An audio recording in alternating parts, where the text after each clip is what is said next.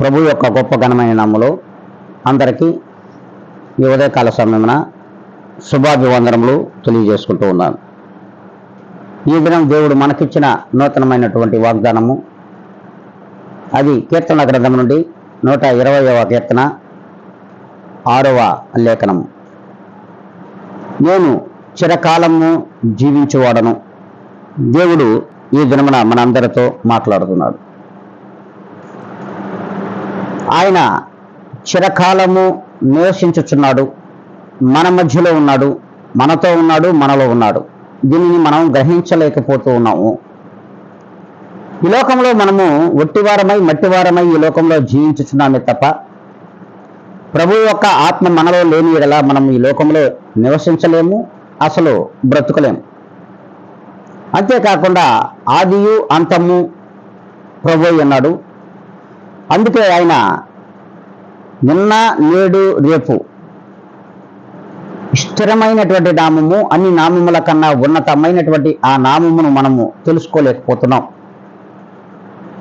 అందుకే దేవుడు అంటున్నాడు, నేను చిరకాలము నివసించువాడను. మరి మనము అచిరకాలం అంటే అశాశ్వతమైన జీవితం అంది, శాశ్వతము కాదు.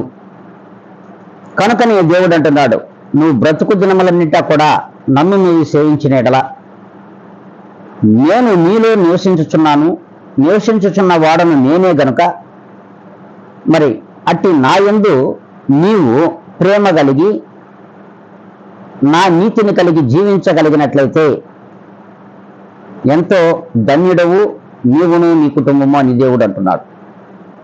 మరి ఆ చిరకాలము జీవించుచున్నటువంటి ఆ దేవాతి దేవునికి మనము ఈ దినమైనా సరే కృతజ్ఞతా స్తుతి స్తోత్రములు చెల్లించుకుందామా?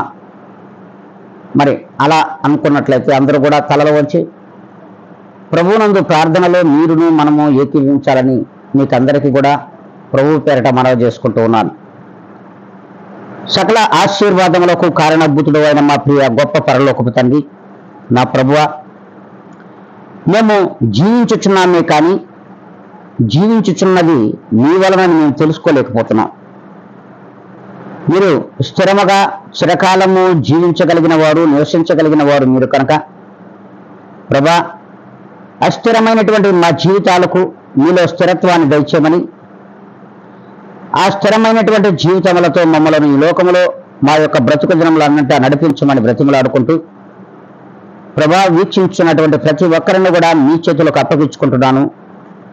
నన్ను నేనుగా మిక్కిలిగా తగ్గించుకొని యేసు క్రీస్తు యొక్క గొప్ప ఘనమైన నామములో అడిగి వేడుకొని ప్రార్థిస్తున్నాను మా తండ్రి. ఆమేన్.